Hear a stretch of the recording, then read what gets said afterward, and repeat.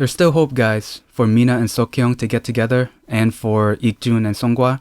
Season 2 is not over yet. There's still hope. So at the beginning of the episode, it starts off with IkJun putting Uju to bed and then working, then later on getting a text from IkSun saying that she'll be late, she changed her bus, and then later getting a call from JunWan to help him book him a bus. Looking at IkJun, it looked like he was the one that set up JunWan to be on the same bus as IkSun. Later on in this episode, we do find out that's true. Now on the bus, JunWan is still there, IkSun is still there as well. JunWan gets up from his seat and finally talks to IkSun for the first time since they broke up and asks her how she's been, where you're staying at, and wants to meet up with her on the weekends. Then we get to the table tennis competition. This is one of the funniest highlights in this episode and in the season so far. So first, the departments are going to go against one another in a table tennis competition to win the grand prize of 2 million won in a team dinner. If the department is called in for an emergency, it's considered a forfeit, which basically happened 3 times. I would have said 4, but one person got disqualified for not following the rules. So the first match, it was IkJun's team against Hyeong. I forgot who served. I think it was IkJun. But anyway, somebody served, but then Hyeong was called in because a patient's BP was low. So IkJun won the first round. Then the second round, it was against Jeong and Junan. They were called in even before the ball was served. So second round goes to IkJun and his partner. And the third round was against Professor Shin.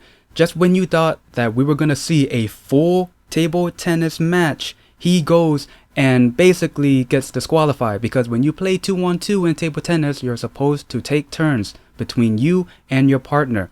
He kept hitting the ball by himself, so he got disqualified. IkJun makes it to the next round. Then the next round comes. We actually got to see somewhat of a full match. It was back and forth.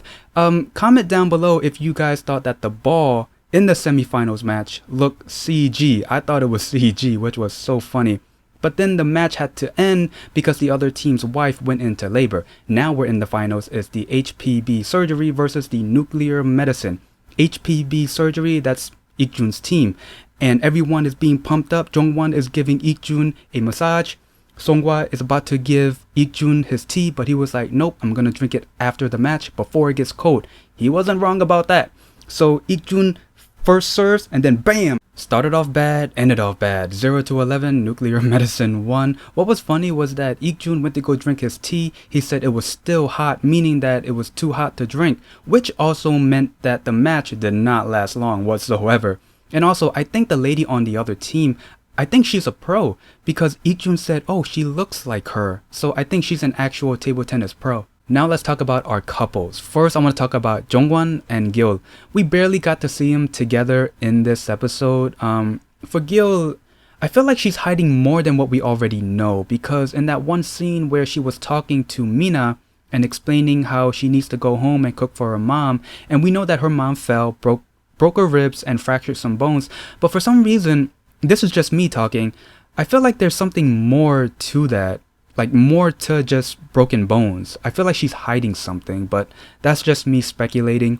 Next, Mina and Seok. First, I thought it was really cute that Mina brought Seok some ice cream, and really funny that Seok, IkJun, and JungWon were playing rock, paper, scissors to see who would get the ice cream cone, but you know who she's going to give that ice cream cone to, not to JungWon or IkJun, so that was pretty funny and cute.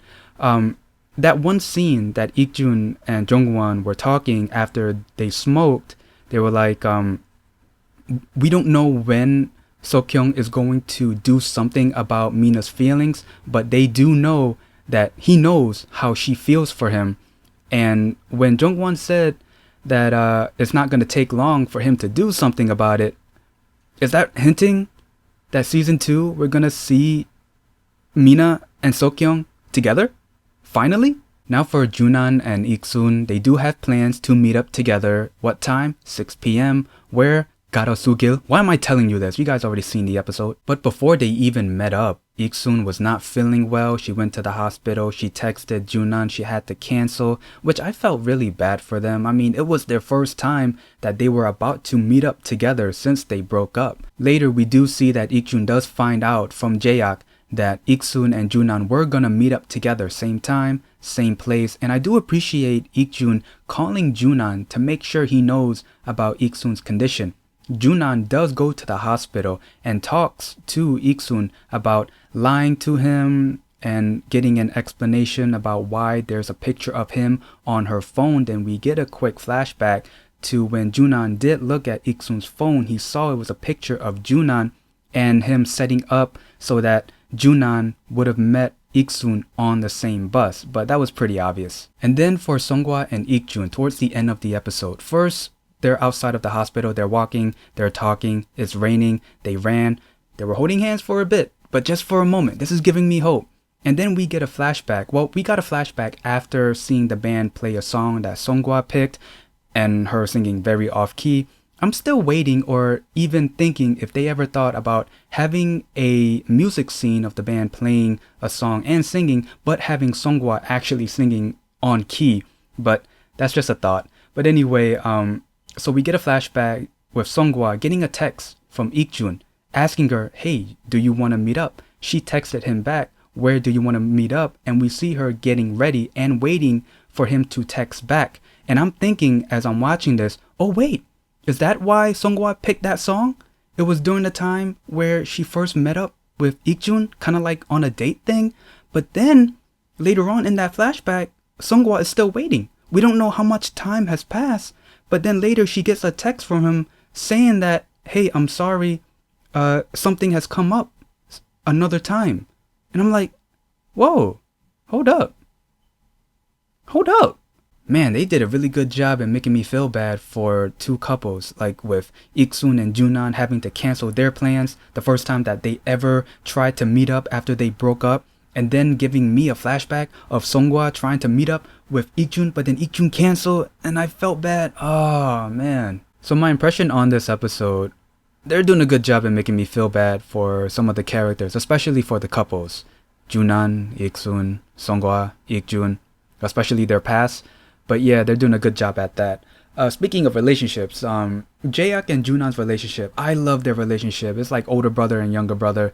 Junan is more like, I don't want to see you ever again type of attitude, but Jeok adores him.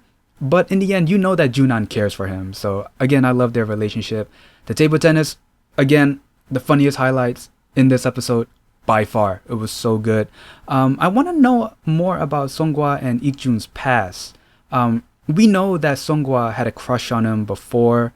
We know that IkJun had a crush on her before as well.